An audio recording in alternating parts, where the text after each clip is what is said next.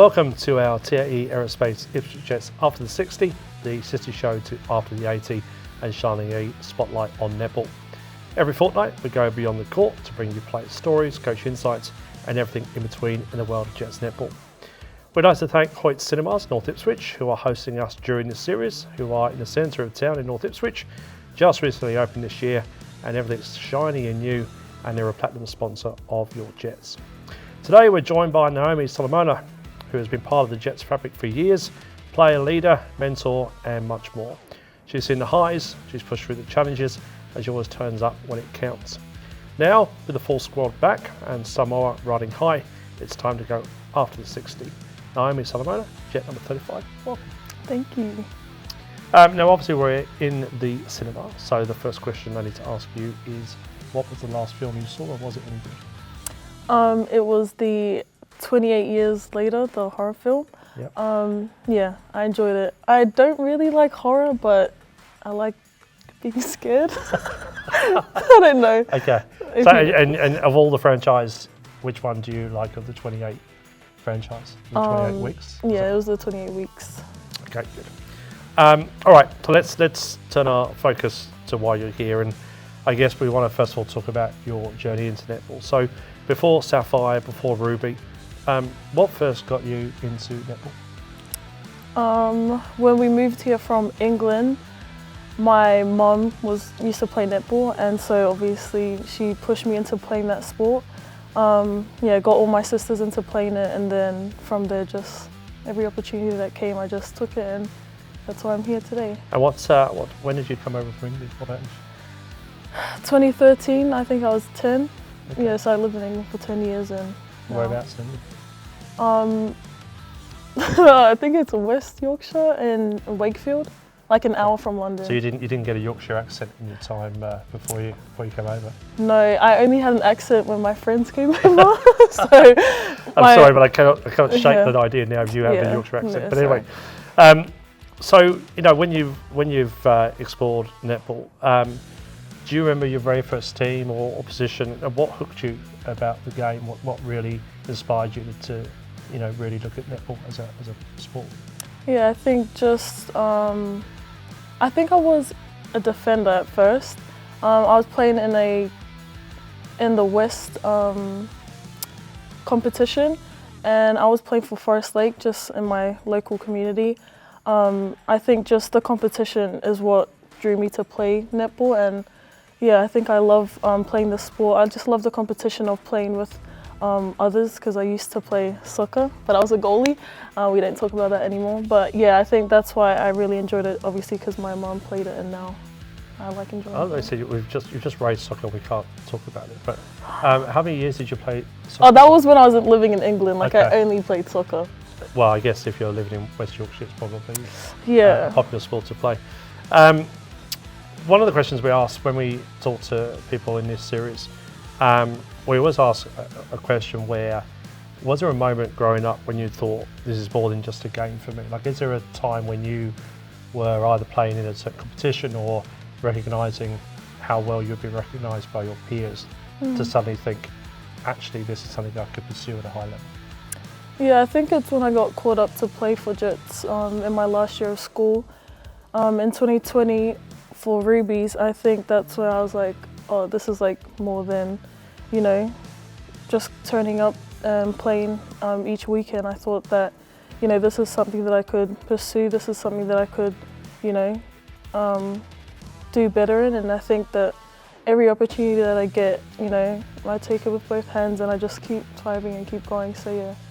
I don't think, would I be right in saying that during those early years, you were brought up into the Queensland under-19 state camps? Yes. So what was that like to be involved in that so early on? Yeah, I think at first I was like, this is not something that I want to do, because, at a high performance level, this is like everyone was up there, and I felt that I wasn't, at that potential. But I feel like, with my family and my friends and everyone around me kept pushing me and saying that, that this is something that you can do and you have so much talent. And I think that I took that for granted. And I think being in that realm with all those girls that, and now playing, in that level, I think that's, really good, and enjoyed it. We were fortunate enough to catch up last time with Elsa Sandholt, who obviously works with you in the shooting circle. So, one of the things that often gets reflected is on how well you girls combine. But what is it that you enjoy most about playing alongside Elsa? I love Elsa. I feel like we work together really well because communication. I think that even off court we have a relationship, so I think that's what helps us work really well in the circle on court. I feel like building a friendship outside of that definitely helps our relationship on court. And is that, I'm guessing, one of the things that is quite unique, I guess, to netball is that some of those girls, especially in our foundation year, 7 years ago, are still playing now. Yeah. The number of girls doesn't kind of grow necessarily exponentially. It's always the same kind of knit group of people. So that culture, again, on with people is really, really important. Yeah, I feel like, coming into this, Jets, I feel like the culture has always been the same, like very tight-knit family, and that's why that's kept me staying here for, 5 years now. So I feel like that's something that I value, and that's why I'm still here. Now, one of the things, I guess, in any sport is that a lot of attack is built on great defence. And we bring, I guess, to the front somebody like Lily Gribble, who works in that area. So, what's it like building attack off such a confident, composed defence that she brings? Yeah, I think, for example, Lily Gribble, I feel like she's so amazing. Like every time we have trainings together, I'm always just laughing because I'm so happy that she's in my team and I'm not playing against her, because she's just someone that actually I aspire to, to be like. I feel like every game she's like really good, and honestly, she's just amazing. Like coming out of trainings, I get bruises and I'm like, this is just like, I'm so happy that she's on my team. It's funny with her particularly, like she has this kind of swagger about her, and she's always bouncing on the spot. I guess she's pretty imposing. As you said, you'd rather be playing with her than against her. Yeah, definitely. Let's go back a little bit, and you've had to manage injuries, like your knee throughout your career. Again, I guess part of being in elite sport, again, a lot of athletes we've talked to through this, both rugby league and netball, have had an amount of injuries to deal with. So when it happens to you, how do you stay physically and mentally ready whilst, dealing with these setbacks? I feel like I always get minor injuries, but I feel like this year it's definitely put a toll on me.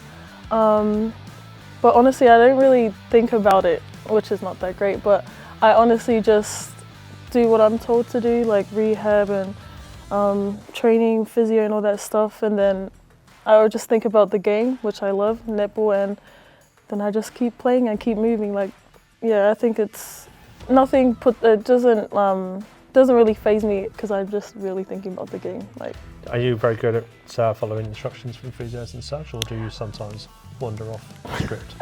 Sometimes I wander off the script, but no, for the most part, I do my rehab. That's good. That's on video now. So thank you. Now we've talked about, again, something like Lily in defence, and through playing at Sapphire level, you've come up against some of the league's best in that defence. So again, for I guess young goal attacks or goal shooters that are watching on, what's your strategy when you're facing elite defenders at a game of netball? I'd say I look up to someone like people in my team or people in other teams, like for example Elsa. I feel like she's such a strong, even though she's younger than me, she's such a strong shooter. Like with holding, I feel like communication and everything, and so obviously girls coming in from Ruby, like for example Steph, like just a strong-minded like person. I feel like getting things and learning stuff off her really helps me pour that onto the next generation. Yeah. So I feel like that kind of helps. And I guess part of your evolution as a player has been taking on the super shot, the 2-point. Yeah. What's that been like? Again, we talked to Elsa about it before, and she, really, I guess, took it on and embraced it. So again, from somebody else's perspective, what's that changed in your Arsenal as far as what you've had to bring to a game, and how do you see it that's impacted the game? Yeah, definitely. It's impacted the game a lot. Obviously, last year we did have someone that was primarily, a 2-point shooter, and now this year I've kind of stepped into that role of having to be that person. But I feel like, yeah, it's definitely opened up my, strategies of and skills within the circle, being able to, knowing when to pull back and when to shoot the ones. But yeah, I feel like me and Elsa work off each other, and I think that's good. So yeah. And do you do that out of instinct? I mean, again, it's a very interesting tactic, obviously, when we're, within 1 point or 2 points, and seeing who's inside the circle, who wants to take a super shot. I mean, do you use your instinct as to when that's happening, or do you get coached as to when that should be a tactic? Yeah, definitely get coached. I feel like if we're, winning by a lot, we can just take those twos if we want. But obviously, if it's a close-knit game, then obviously we'll take the twos, and me and Elsa will work off each other. Whoever's higher at the top of the circle, they'll take the two on the next rebounds. But I feel like, definitely worked with the coaches and with our shooters as well. And who's better at the 2 points, you or Elsa? I'll give it to Elsa. Okay, it's fine. Elsa. We can check that stat later. Yeah, we can check that.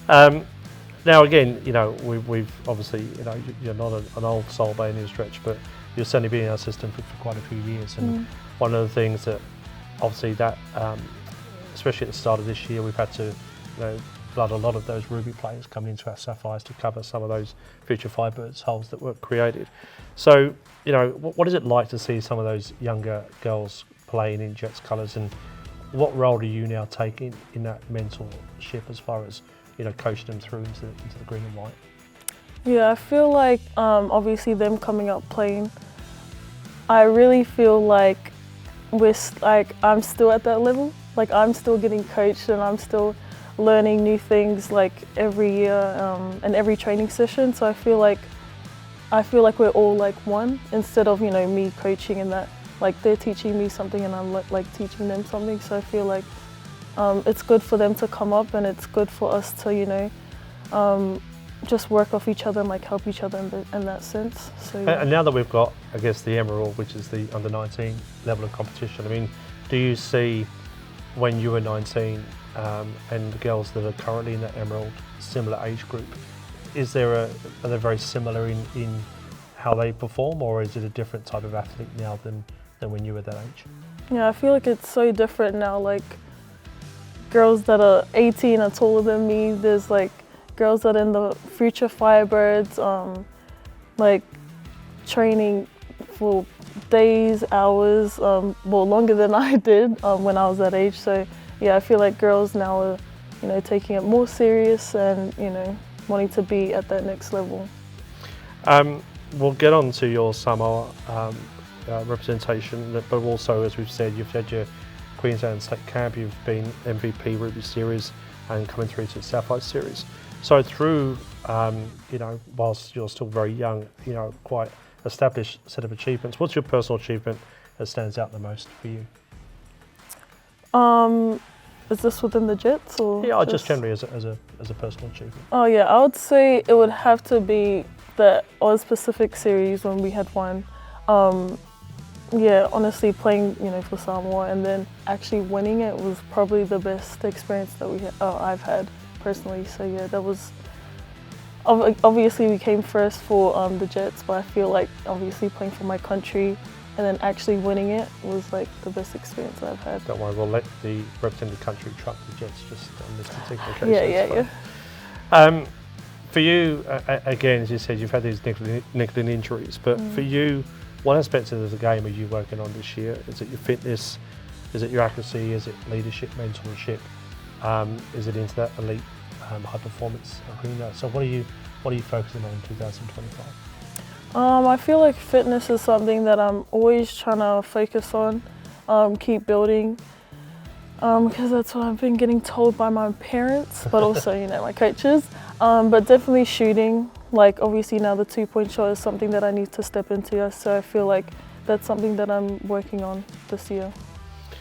Now, you just touched on it obviously before about your representation and your Samoan heritage.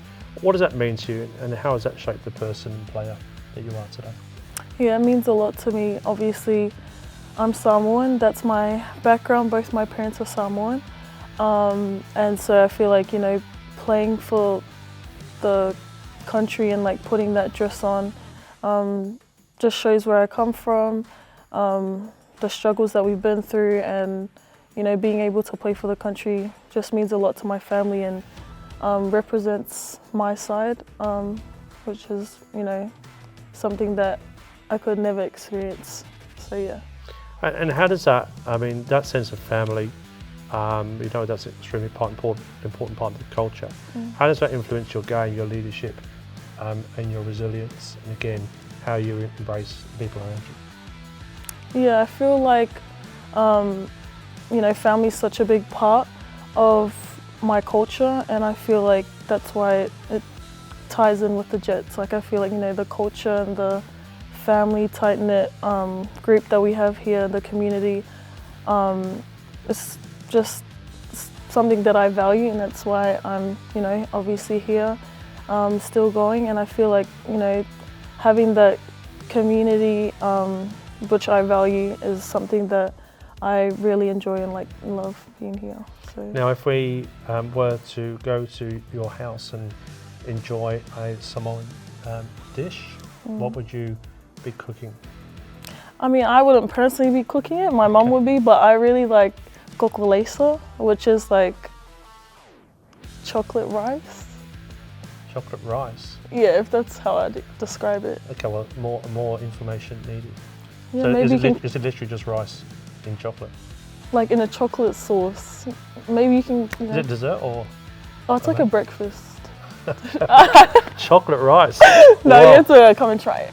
We'll be dumping my toast in the morning and having chocolate rice. But we joking apart, when you walked out for the first time representing Samoa on the stage internationally, like what emotions come with wearing that dress and hearing the anthem for the first time?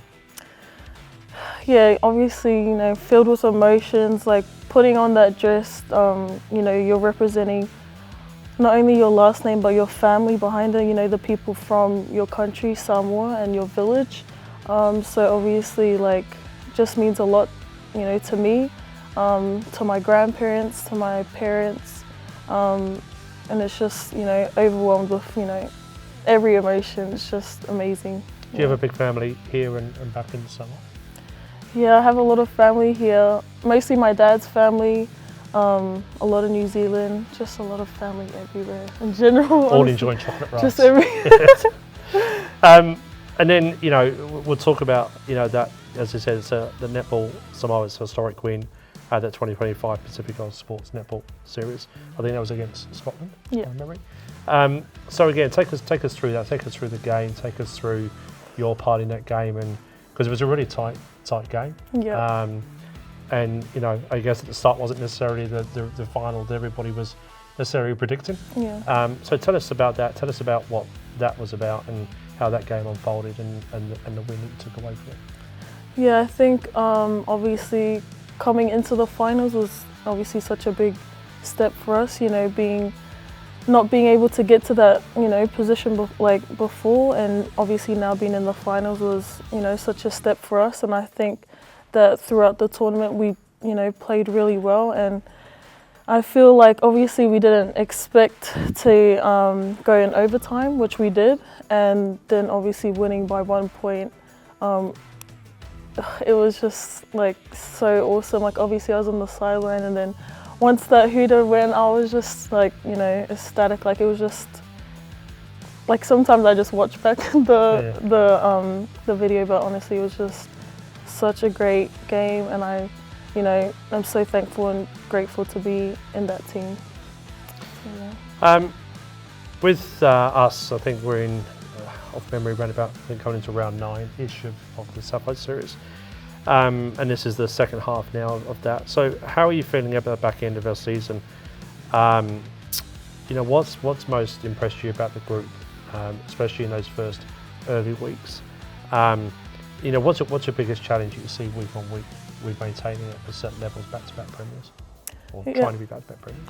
I feel like obviously not having our team for literally half of the season, and then just having all the girls back for the previous game that we just had and winning how we did win, I feel like I'm very excited for the rest of the season. Obviously, haven't had all of the girls together, but now having them here, I feel like, this is where, each week we can take a step on and, now do what we did last year, which is win and get to the end goal of grand final. And as you said, last weekend for the first time saw our full squad finally back on court, and that was reflected in a dominant win over the Wildcats. So, how does it feel as a senior player to suddenly again be on court with, I guess our, first team, if you like, and having again Steph back and, as you said, the others around you? Like, what was that like? It was amazing. Obviously, I just enjoy playing good netball, good competition. Like, obviously, not having all the girls literally for the first half of our season was a struggle, and trying to step up and take that role in the shooting circle. Obviously, me being the only shooter there without Elsa. But obviously having the girls now in the last half of our season, I'm really excited and I'm just ready to see what we can do and achieve. What kind of player are you? I mean, again, I luckily, get to see you, most weeks, get down to netball and, see you very focused and you take things really, personally, if that's the right way to put it. What do you get really invested? Do you get really emotional? Do you ride the highs at the highest? Do you ride the lows at the lowest? I think I take it too serious. Like, I would do a mistake, then I'd look at my mom in the crowd, and then I'll be like, okay. Like, she literally is my person that calms me. I feel like once I'm in the game, I'm in it, but if we're not doing so well, then I get down about it. So I feel like that's something that I'm working on every year, trying to just be calm in the game and do well instead of just being upset if we're down. But obviously I got my mom on the side, which keeps me calm. So what's your pre-game routine? Like, how do you switch? Because again, people would look at this and watch this and see you as this, fun character person. And as I said, we all see you absolutely in the moment, in the zone when you're playing netball. So what is that pre-game routine for you, and what is that switch from going from what you are now to into game day focus? Honestly, I literally start from when we touch the court. That's when I start, okay, I'm in it now. So obviously beforehand, I'm just with my family, literally relaxing, playing music, even on the way to, the game. And then once I step foot on that court, that's when I'm in actual game mode. Once the whistle blows, then I'm in the game. And then obviously, if we're doing well, then I'm keep pushing and pushing, but I feel like I need to, have that mindset of, from the very beginning instead of if we're winning or if we're losing. Does your pre-game routine start when you wake up and have chocolate rice? Is that part of your pre-game? No, that's definitely not part of my pre-game. So you touched on music. So if we jumped in your car right now, what would be on your Spotify playlist? I'll say a little bit of Drake, to hype me up. Depends on the mood. I can listen to anything. So game day, what's in your Spotify if you want to get yourself revved up, ready to play? Glorilla. Do you know Glorilla? I love that. Don't ask me those questions.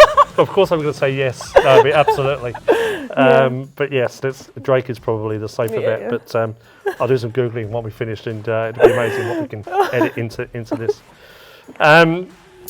So again, it's been really good to get to know you. So I think we should probably stretch it out a little bit longer. And what is something that people don't know about you on or off the court? I've said it a lot. I used to live in England for 10 years. I was born in Sydney, Parramatta, and then that's when I moved to England for 10 years. I did step into New Zealand for 6 months. I went to school there, then went back and then came here. Done a lot of traveling when I was in England. Obviously my dad used to be a rugby player, and then I don't know how many countries we traveled to that I can't really remember anyways, but Yeah, it And it was would have been cold in West Yorkshire.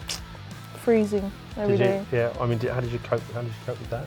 Like it would be 20 degrees and we'd be like going swimming and acting like it was very hot, but it was, now obviously being an Australian, it's 20 degrees, it's like wearing a jumper and everything, so it's different. Do you have a football team? Do you follow leagues or anything like that up there? No, I didn't really follow anything, didn't follow football even though I played.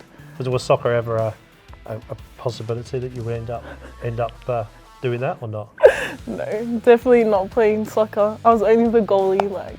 So if we Google search your name and soccer, do you think there'll be any images that'll pop up of you hopefully in the not. under sevens? No. Hopefully not, because then I'll have to sue whoever posted it.